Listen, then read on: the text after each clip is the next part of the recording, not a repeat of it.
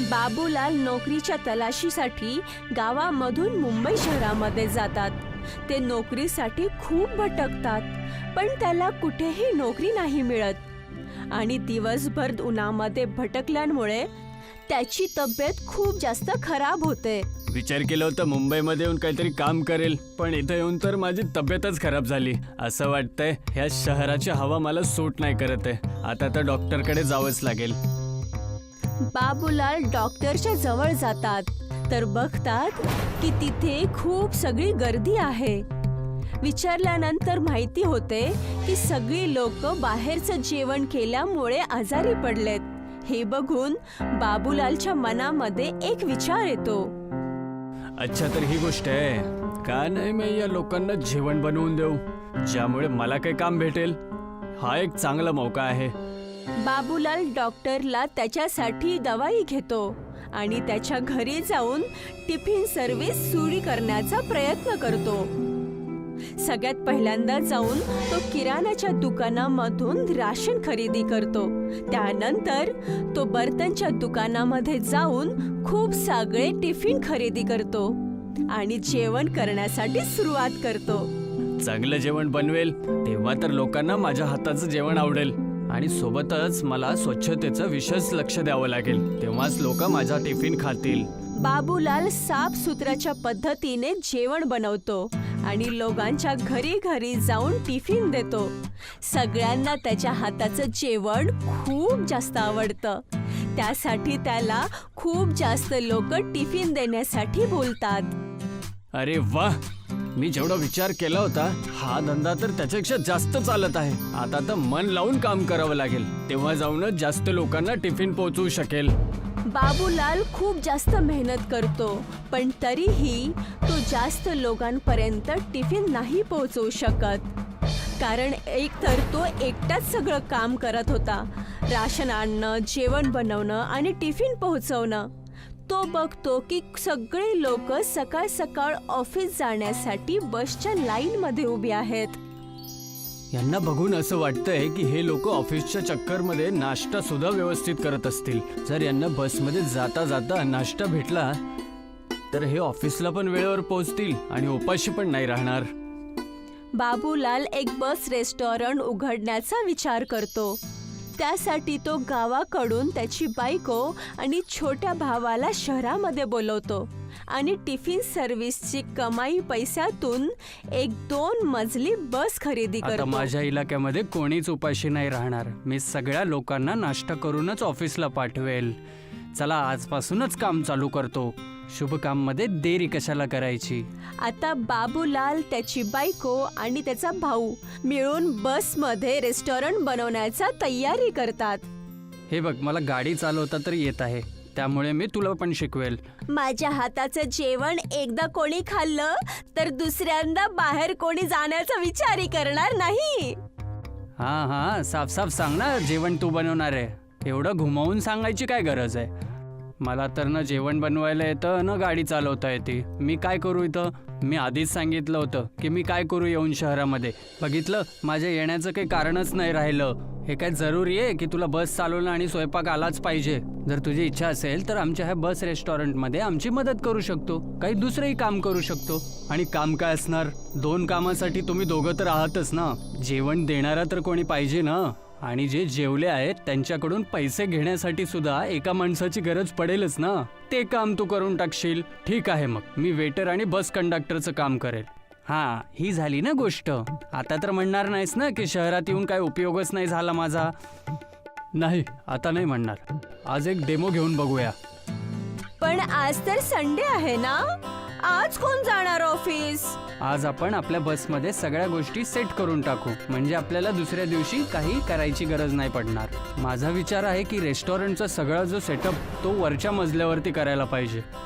ज्याला जेवायचं असेल तो वरती येईल आणि जेवण झाल्यानंतर खाली येऊन जाईल, ज्यामुळे बाकी यात्रींना पण परेशानी नाही होणार. हो, हे ठीक राहील. किचनचं सगळं सेटअप वरतीच करूयात, म्हणजे दोन्ही गोष्टी एकमेकांमध्ये मिक्स नको व्हायला. तिघेही मिळून बसमध्ये रेस्टॉरंट बनवण्याची तयारी करतात. त्याने त्यांचे सगळे भांडी आणि काही खुर्च्यांसोबत काही मील्स पण बसमध्ये ठेवल्या. हे सगळे वरच्या मजल्यावरती सगळ्या गोष्टी व्यवस्थित ठेवतात. हा झाला ना सेटअप. आता बघ, उद्या सकाळपासूनच आपली सर्व्हिस सुरू करून टाकू. पण ह्यासाठी तर लोकांना आपल्या बस रेस्टॉरंट बद्दल माहिती तर व्हायला पाहिजे. आपल्याला एक मोठासा बोर्ड बसच्या समोर लावायला पाहिजे. आता बाबूलाल दुकानामधून एक मोठा बोर्ड बनवून आणतो, ज्यामध्ये मोठ्या मोठ्या अक्षरामध्ये लिहिलेला आहे बाबू बस रेस्टॉरंट. त्या बोर्डला बसच्या समोर ठेवतो आणि ते सगळी लोक सकाळ होण्याची वाट बघतायत. सकाळ होते पण कोणीही त्यांच्या बस रेस्टॉरंटमध्ये कोणी येत नाही आणि हे बघून सगळेजण निराश होतात. हे काय दादा, आपल्या बसमध्ये तर कोणीच नाही येत आहे. आता काय करणार? करायचं काय? आता जाऊन त्यांना आपल्याला बोलवावं लागेल. आता बाबूलाल आणि श्यामलाल दोघे मिळून त्यांच्या बस रेस्टॉरंटच्या बद्दल लोकांना सांगू लागतात. हे बघा भाऊ, इथं गर्दीमध्ये बसची वाट बघण्यापेक्षा तुम्ही आमच्या बसमध्ये येऊन बसा. तिथे तुम्हाला नाश्ता पण मिळेल आणि तुम्हाला तुमच्या ऑफिसला पण पोहोचवून दिलं जाईल. अच्छा, अशी कोणती बस आहे ज्याच्यामध्ये नाश्ता पण भेटायला लागला आहे? बस रेस्टॉरंट आहे. तुम्ही चला तर सही, तुम्हाला सगळं समजून जाईल. तो माणूस त्याच्या सोबत त्याच्या काही मित्रांना घेऊन बाबूलालच्या बस रेस्टॉरंटमध्ये जातो. बाबूलालची बायको सगळ्यांसाठी नाश्ता बनवते, जे सगळ्यांना खूप जास्त आवडतं. ही तर खूपच चांगली सुविधा दिली आहे भाऊ. आपण ऑफिसच्या ऑफिस पोहोचणं पण होतं आणि सोबत नाश्ता पण होऊन जातो. हां, सुविधा पण चांगली आहे, पण त्यानंतर सुद्धा आमच्या बसमध्ये कोणी येत नाहीये. अरे, तुमच्या ह्या बस रेस्टॉरंटच्या बद्दल कोणाला माहितीच नाहीये. जेव्हा याबद्दल सगळ्यांना पत्ता लागेल तेव्हा बरोबर लोक येतील. आता तुम्हीच बघा ना, तुम्ही जेव्हा मला सांगितलं तेव्हाच मला याबद्दल पत्ता लागला. पण आम्ही तर बोर्ड लावलेला आहे बसवर. आता अजून कसं सांगू लोकांना बस रेस्टॉरंटच्या बद्दल? बोर्ड तर लावला, पण तो तेव्हाच दिसेल ना जेव्हा लोक बसच्या जवळ येतील. काही असं करा की बसच्या जवळ यायच्या आधीच लोकांना कळालं पाहिजे की या बसमध्ये रेस्टॉरंट सुद्धा आहे, जसं की तुझी इच्छा आहे. हां, हे सही राहील. आता बाबूलाल खूप सगळे पॅम्पलेट्स छापवतो आणि जागे जागेला जाऊन त्याला वाटू लागतो. तो बस स्टँड मध्ये लाईनला लागलेल्या लोकांनाही देतो. त्या व्यतिरिक्त तो घरी घरी जाऊनही लोकांना हा पॅम्पलेट हातामध्ये देतो, ज्यामुळे आता सगळ्या लोकांना त्याच्या बस रेस्टॉरंट बद्दल माहीत झालेलं आहे आणि त्याच्या बस रेस्टॉरंट मध्ये लोकांची गर्दी होऊ लागते. अरे भाऊ, जरा आरामशीर चढा, बस नाही पळून जाणार तुम्हाला सोडून. सगळे लोक व्यवस्थित बसा. श्यामलाल सगळ्यांचे तिकीट काढतो आणि जेवणाचे ऑर्डर्स घेतो.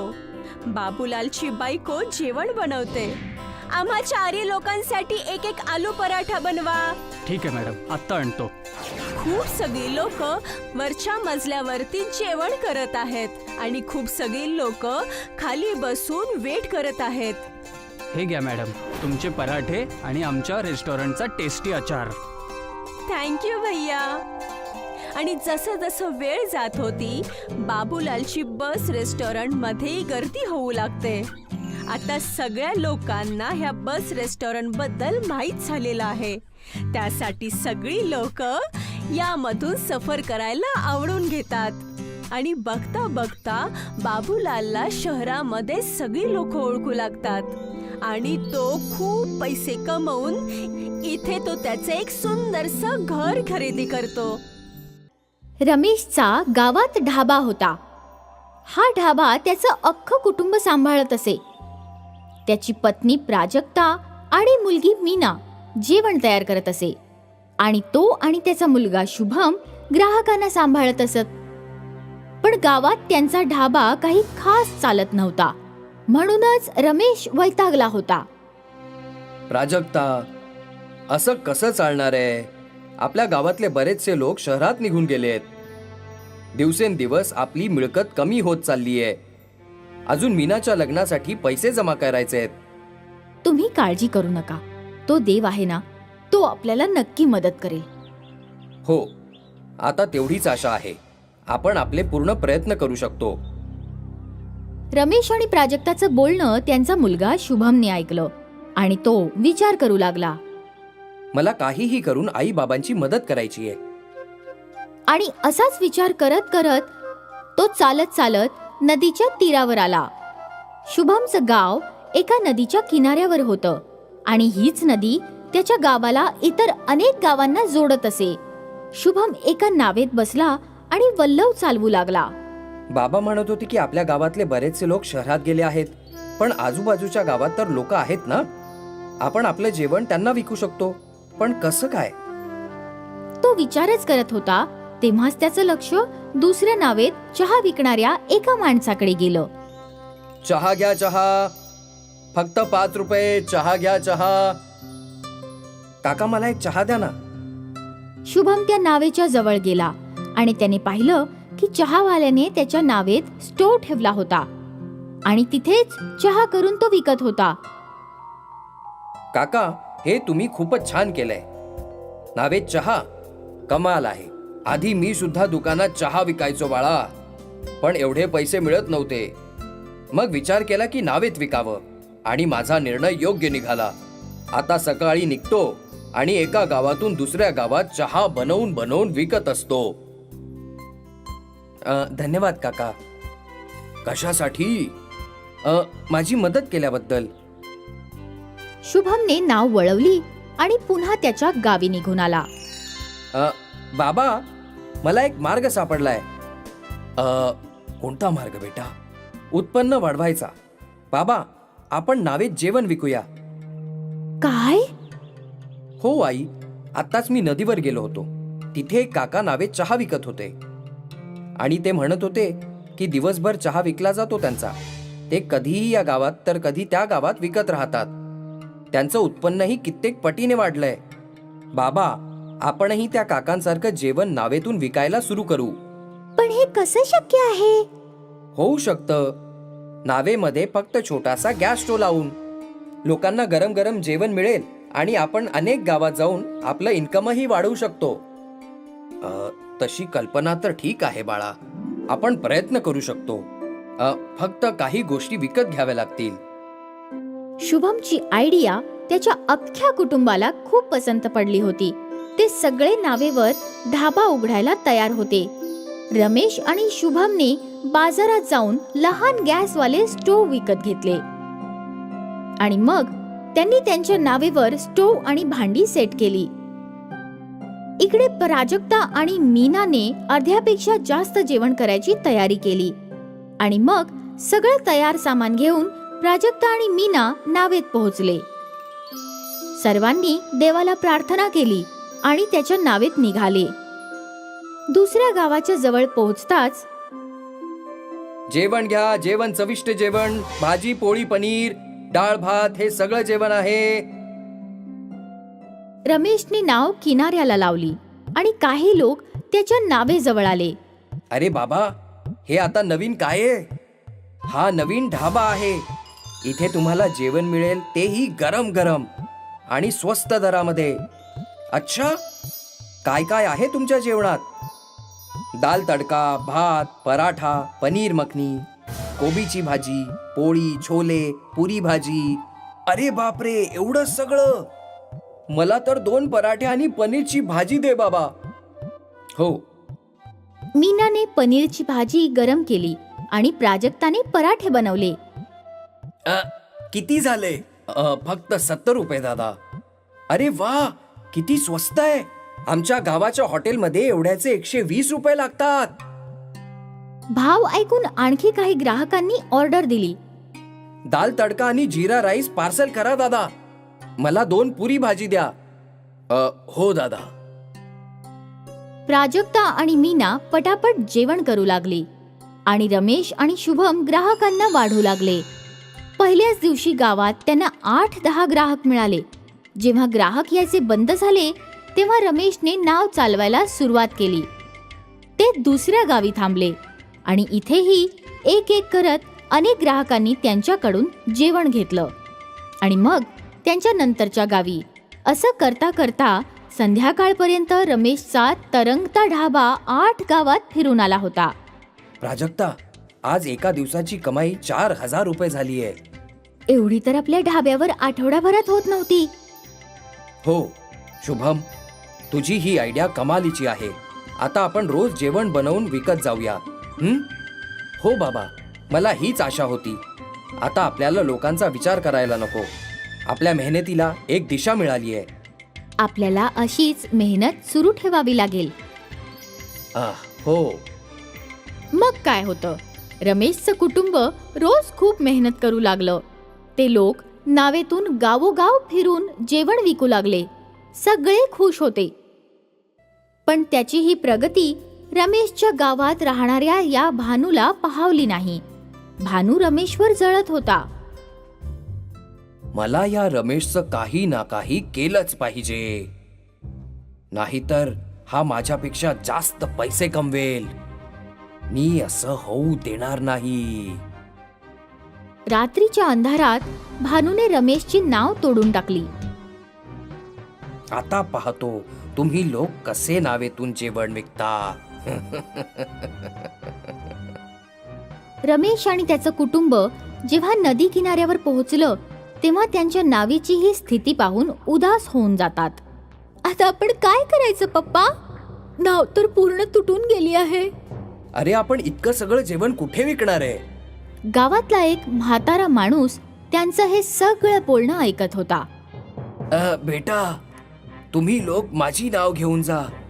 मी तुमची मेहनत बघितलीये आणि तुमच्यामुळे अनेक लोकांना खूप चांगलं जेवणही मिळतंय ते बघितलंय मी.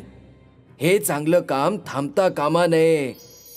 तुम्हाला हवे तेवढे दिवस तुम्ही माझी नाव वापरू शकता. नाहीतरी दिवसभर नाव चालवून मला काहीही पैसे मिळत नाही. धन्यवाद काका, तुम्ही आमच्यावर खूप उपकार केले आहेत. असं नाहीये बेटा, ही तू माझी मदत समज. काकांची नाव त्यांच्या नावेपेक्षा मोठी आणि चांगली होती. शुभम आणि रमेशने त्या मोठ्या नावेत गॅस स्टोव्ह लावला आणि भरपूर तयार जेवणही ठेवलं. आणि मग ते लोक निघाले. रोजच्या प्रमाणे ते वेगवेगळ्या गावी थांबून जेवण विकू लागले. ग्राहक वाढले होते आणि त्यांची मिळकतही. संध्याकाळी ते त्यांच्या गावी आले आणि रमेश त्या म्हाताऱ्या माणसाच्या घरी गेला. काका, आज तुमच्यामुळे मी जेवण विकू शकलो. तुमच्या दयेसाठी धन्यवाद. हे पैसे घ्या. आमची कमाई खूप चांगली झालीये आणि त्यात तुमचाही हक्क आहे काका. पहिल्यांदाच कोणीतरी मला नाव न चालवण्याचे पैसे देत आहे. 40 वर्षांपासून नाव चालून पैसे कमवत आलोय मी. आता मी म्हातारा झालोय. माझं शरीर साथ देत नाहीये. विचार करत होतो की नाव विकूनच टाकू. नाही काका, तुम्हाला नाव विकायची गरज नाहीये. आम्ही तुमची नाव चालवू आणि तुम्हाला रोज त्याचं भाडंही देऊ. देव तुमचं भलं करो बेटा. म्हाताऱ्या माणसाने रमेशला नाव देऊन त्यांना मदत केली आणि रमेशने म्हाताऱ्या माणसाला रोज भाडं द्यायचं कबूल करून त्यांना मदत केली. आणि अशीच ही मदत होत राहिली. आणि म्हणूनच बहुतेक या चांगुलपणामुळे दिवसेंदिवस रमेशच्या तरंगत्या ढाब्याची मिळकत वाढतच चालली होती. आणि हे पाहून भानू आणखीन चिडला. त्याला रमेशचं वाईट करायचं होतं, पण नकळतपणे त्यानेच रमेशचं भलं केलं. 1 वर्षानंतर रमेशने त्याच्या मीनाचं लग्नही थाटामाटात लावून दिलं. आणि भानू अजूनही रमेशला पाहून त्याचा मत्सर करत होता. रमेश आणि त्याच्या कुटुंबाची मेहनत यशस्वी झाली. ही गोष्ट आहे प्रेमनगर गावाची. तसं तर प्रेमनगर गाव खूप आनंदात राहायचा. गावामध्ये नेहमी शांती बनून राहायची.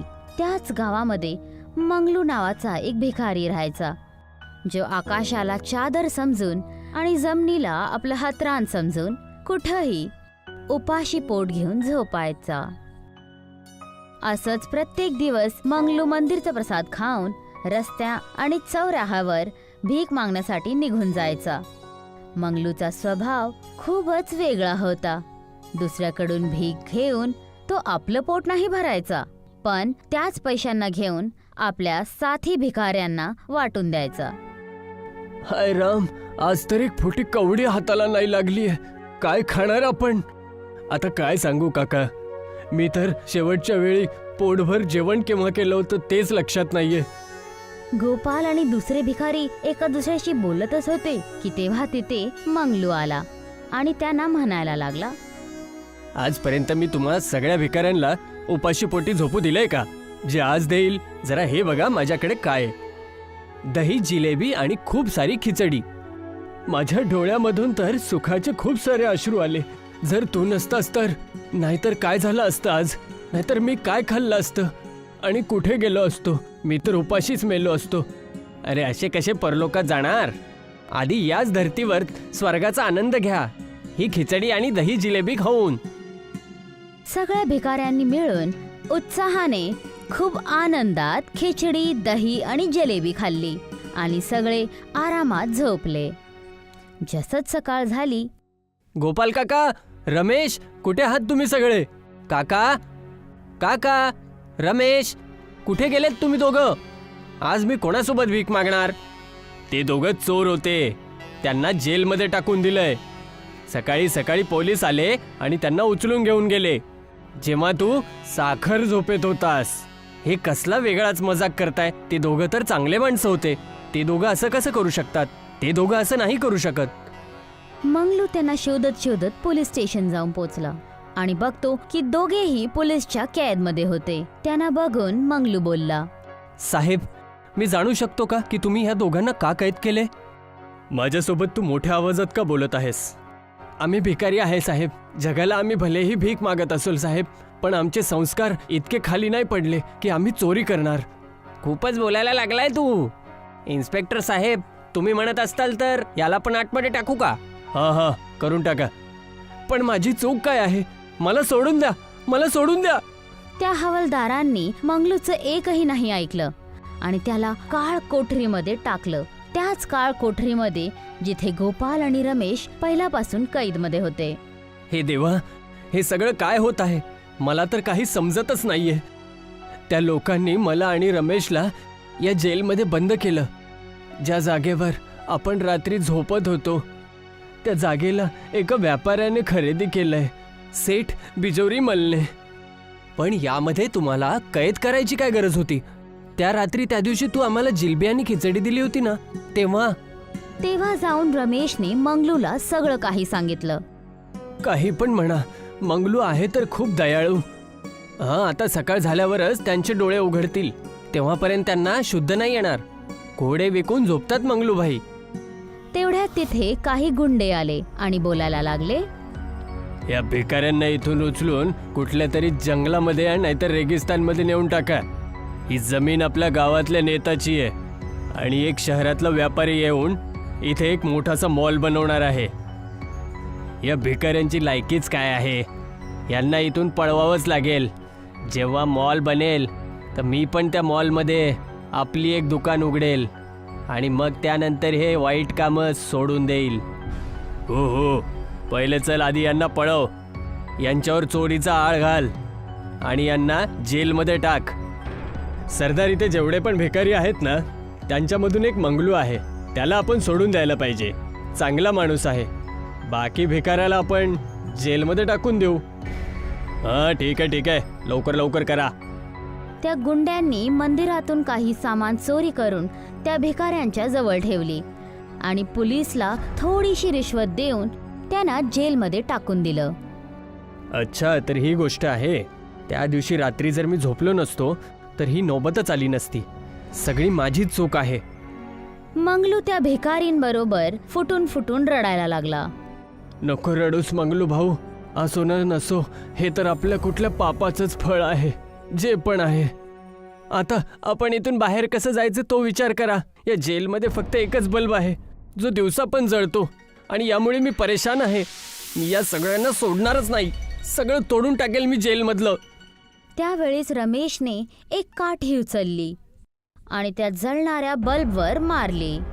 त्या काठीच्या प्रभावाने बल्ब फुटला आणि त्याच्यामधून एक प्रकाश बाहेर पडला. तो प्रकाश त्या सगळ्या कैदींना एक नवीन दुनियामध्ये घेऊन गेला, जिथे त्यांनी बघितलं की तिथे पहिल्यापासून खूप सगळे कैदी मौजूद होते. हे सगळं काय होतंय आणि कोण आहेत हे सर्व लोक? मला तर काहीच कळत नाहीये. हे बल्बचं जग कस काय आलं? तेव्हा तिथे एक म्हातारा कैदी आला आणि त्यांना म्हणायला लागला, ये ये मंगलू, तू येणार हे आम्हाला भलीभाती माहिती होतं, पण हे नव्हतं माहिती की एवढ्या उशिरा येशील. तुम्हाला माझं नाव कसं काय माहिती आहे आणि तुम्ही कोण आहे? हे सगळं होत काय आहे? तुम्ही आमच्याबद्दल एवढं कसं काय जाणता? या बल्बच्या जगापेक्षा जेल खूप चांगलं दिसतं. जेलमध्ये जेवढे पण बल्ब आहेत सगळेच्या सगळे कॅमेरासारखे काम करतात. आपण इथे बसून जेलच्या सगळ्या गोष्टी बघू आणि ऐकू शकतो. आम्ही पण इथे मागच्या हप्त्यापासून कैद आहे. हा ग्रहांचा हेरफेर आहे. जेव्हा पण त्यांच्यासोबत कोणी खेळतं बल्बचा दरवाजा उघडून जातो आणि अशी घटना घडतच असतात. याचा एकच उपाय आहे. तुम्हा सगळ्यांना बाहेर काढण्यासाठी मी काहीही करू शकतो. मला सांगा मी काय करू? यासाठी तुला जेलचे सगळे बल्ब फोडावे लागतील. एवढं बोलून म्हातारा कैदी त्यांना जादुई बल्बाकडे घेऊन गेला. हा एवढा मोठा बल्ब, याच्यापासून कसे आजाद होणार आपण? या बल्बला तोच तोडू शकतो ज्याने कधीच काही पाप नाही केलंय आणि मनाचा एकदम सच्चा माणूस असेल आणि एकदम दयाळू रूपी असेल. हे काम तर माझ्यापेक्षा चांगलं कोणीच नाही करू शकत. मी या गोष्टीची गॅरंटी देतो. चला हटा इथून. कुणाचं काही न ऐकता रमेशने एक काठी उचलली आणि न इकडे बघितला ना तिकडे, आणि तो त्या बल्बला तोडण्यासाठी पुढे वाढला. पण त्या जादुई बल्बचा करंट एवढा जोरदार होता की रमेशची हालत खराब झाली आणि त्याला जोरदार करंट लागला. अरे देवा रे, करंट लागला मला. रमेशला इतका जोरदार झटका लागला की सगळे घाबरून गेले आणि रमेश दूर जाऊन उभा राहिला. तेव्हा त्या मोठ्या बल्बमधून आवाज आली, प्रकृतीच्या विरोधात कोणीच नाही जाऊ शकत. ही बल्ब खूप मोठ्या पुजारीचा आहे, ज्याने जेलमध्ये निर्दोष होऊन शिक्षा भोगली होती. या बल्बला मी फोडेल आणि सगळ्यांना इथून मोकळं करेल. एवढं बोलून रमेशच्या हातातून काठी घेऊन मंगलू त्या बल्बच्या जवळ पोचला आणि खूप जोरात ती काठी घेऊन त्या बल्बवर मारला. जसंच ती काठी बल्बवर लागली तो बल्ब फुटून गेला आणि त्याच्यामधून एका कैदीची आत्मा निघाली आणि म्हणाली, धन्यवाद मंगलू, तू आणि तुझ्या साथींनी आम्हाला इथून सोडवलंय. तुझ्यासारखाच मी पण निर्दोष होतो आणि मला जेलमध्ये टाकून दिलं आणि माझ्या शापाच्या कारणाने हे जेलवासी ह्या बल्बच्या दुनियामध्ये वापस आले. जर तुम्हाला सबक शिकवायचाच होता तर त्यांना शिकवायचा होता ना, ज्यांनी पाप केलं, ना की निर्दोष कैद्यांना. याच्या मागचं कारण हे आहे की मी तुला हा बल्ब देऊ इच्छित होतो. ह्या बल्बपासून तू खऱ्या जगामध्ये जाऊन जे इच्छित आहे ते करू शकतोस. त्या आत्माने मंगलूला एक बल्ब दिली आणि त्यानंतर ती आत्मा तिथून गायब झाली आणि सर्वजण परत जेलमध्ये आले. तेव्हा मंगलू म्हणाला, आपल्याला एकत्र होऊन राहावं लागेल आणि या जेलमधून बाहेर निघावंच लागेल. एवढं बोलून मंगलूने त्या बल्बला होल्डरवर लावला आणि बल्ब जळू लागला. जसंच बल्ब जळला सगळ्या जेलचे दरवाजे आपोआप उघडले. हे बघा, जेलचे सगळे दरवाजे उघडले आहेत. आपल्याला इथून बाहेर जायला हवं. खरं बोललास रमेश बाळा तू. चला लवकर चला. सगळे कैदी जेलमधून पळायला लागले. तेव्हा त्यांनी बघितलं की सगळे घुसखोर पोलीसवाले एकीकडे एका मोठ्या जेलमध्ये कैद आहेत. ह्या मौक्याचा फायदा उचलून रमेश, मंगलू आणि गोपाल काका तिथून पळून गेले. यांना सोडून इथून निघून चला, नाहीतर दुसरी विपदा येऊन पडेल. मंगलू आणि त्याचे बाकी साथी भिकारी तिथून पळून परत त्याच मंदिरकडे आले जिथे सगळा कारनामा झाला होता. त्यांनी तिथे बघितलं की एक खूप मोठा नेता तिथे आपल्या गुंड्यांना घेऊन उभा आहे. आता तुम्ही सगळे कुठे पळणार? या जागेवर आम्ही एक नवीन मॉल बनवणार आहेत. मला आधीपासून माहीत होतं की तुम्ही सगळे या जागेच्या मागे लागले आहात, पण ही जमीन ना तर तुमची आहे ना सरकारची आहे. एवढं बोलून मंगलूने आपल्या बॅगमधून जादुई बल्बला काढला आणि त्या बल्बला जमिनीवर ठेवला. जसंच ती बल्ब जमिनीवर ठेवली गेली, जादुई बल्ब एक बल्ब रेस्टॉरंटमध्ये परिवर्तित झाला. सगळे भिकारी हे दृश्य बघून दंग राहिले. हे सगळं काय होत आहे? हा बल्बचा हॉटेल रेस्टॉरंट कुठून आला? जवानांनो, जा आणि या रेस्टॉरंटला तोडून टाका. या जागेवर फक्त आणि फक्त आपलाच अधिकार राहिला पाहिजे. हा सरदार, असंच होणार. जसंच गुंडे त्या बल्बच्या रेस्टॉरंटला तोडायला गेले तर त्यांना एक जोरदार विजेचा झटका लागला. तुम्हा सगळ्यांकडून काहीच नाही होणार. आता बघा मी काय करतो. एवढं बोलून नेताजी एक मोठा दगड उचलतो आणि त्या बल्ब रेस्टॉरंटवर देऊन मारतो. जसंच दगड त्या बल्ब रेस्टॉरंटवर पडला, तिथे जोरदार हवा सुरू झाली आणि विजेच्या जोरदार झटक्याने नेताजी बल्बमध्ये कैद झाले. नेताजी जसंच बल्बमध्ये कैद झाले, आत्मा प्रकट झाली. ती आत्मा त्या जेलच्या कैदीची होती, जो बेगुनाह होता.